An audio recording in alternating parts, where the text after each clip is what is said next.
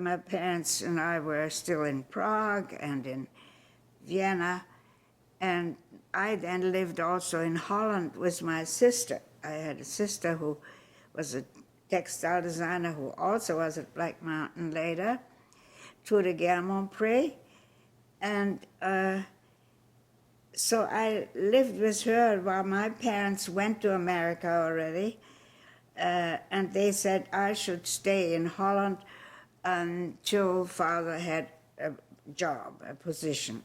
It was very hard at that time. There was not that much interested in music, serious, classical music in America. And then there was a famous composer and Krenek. He was actually also Krenek.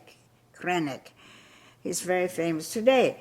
And Schoenberg disciple also. He was got called to Black Mountain. That was already the time when Albers and those people just started there. And he said he has a position already, but he recommended my father. And then he went there, and I was already in New York and loving it, I went with them to Black Mountain as a student. In fact, I forgot. It was Black Mountain College. I was enrolled as a student while I was still in Europe. I had an advantage of getting into America faster than a lot of other immigrants. I tell you all that because that was the beginning. Then, when we went down to Black Mountain, well, I tell you, I had never experienced anything like it because, even just the land and the living. And then in this modern college, in the South, it was just, I had never experienced anything like it. And I never met students like that. I never met teachers like that. So the living part of the whole thing was, for me, equally strong and expressive as was the learning. You had to realize that your mind is free, can be much freer than in a conventional college, even in America. And I came from European education, which was very stiff and totally, uninteresting in a way. When you wrote, the people there were so talented, the students, because they were inspired by everything.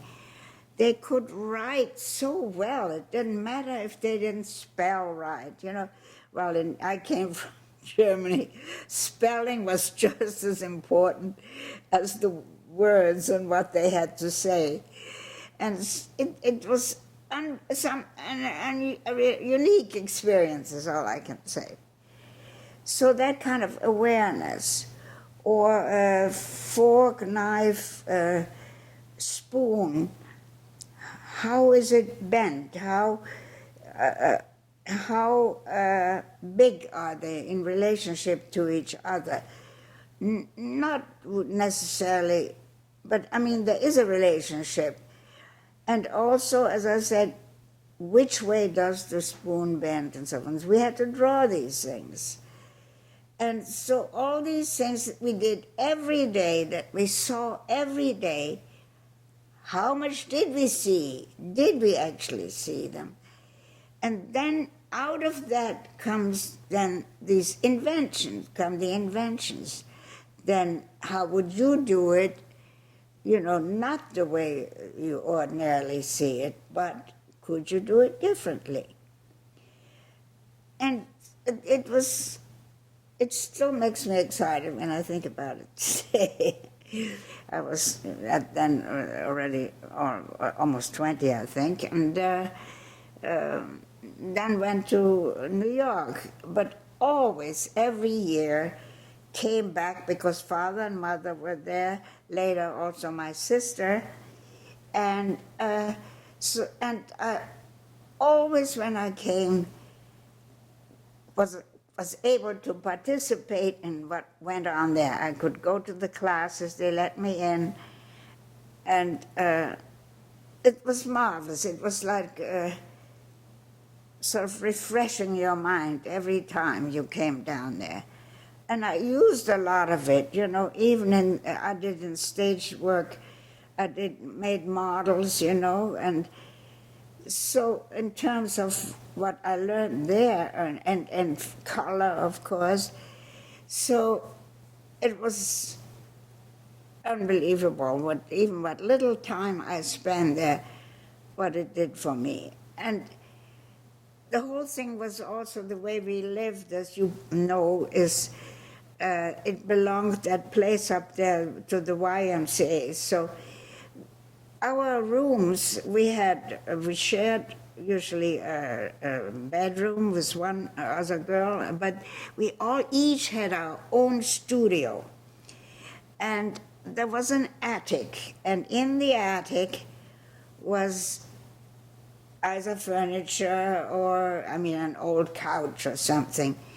And what we had, mostly our furniture was boxes for orange, what do you call that? When you buy a large box of oranges or something, or apples. And so that was our furniture. And we put fabric on it or paper.